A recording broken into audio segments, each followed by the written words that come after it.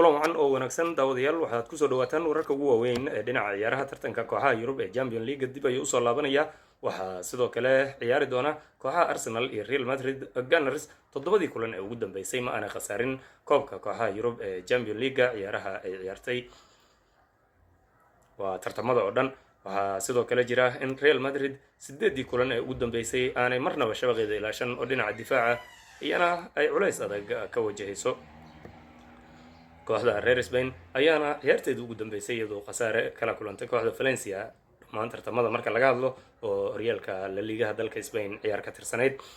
dhinaca kalena waxaa wada ciyaari doona iyana kooxaha Bayern Munich iyo Inter Milan oo 2010kii la xasuusto inay ku kulmeen tartanka Champions League finalkiisii, waxaana kooxda Inter Milan ay markaas 2-0 uga qaaday kooxda Bayern, waxayna ahayd xilligaas kooxdii ugu xoog badnayd ee kooxaha Yurub oo dhan.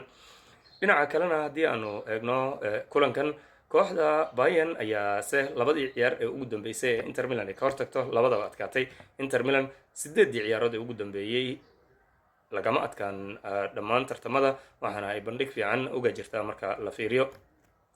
10 fiidnimo ee waqtiga Geeska Afrika ayaa dhammaan ciyaarahani la daawan doonaa oo Geeska Afrika laga daawan doonaa.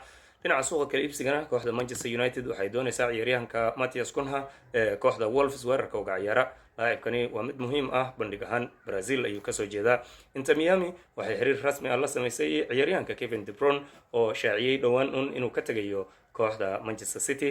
kuwaasina waa wararka dhinaca suuqa kala iibsiga ugu waaweyn iyo sidoo kale tartanka Champions League oo isna ciyaar xiiso leh laga ciyaari doono habeen dambe. sidoo kale ciyaar ayaa ka dhacaya isla koobka Champions League wareegiisa 8 kooxood.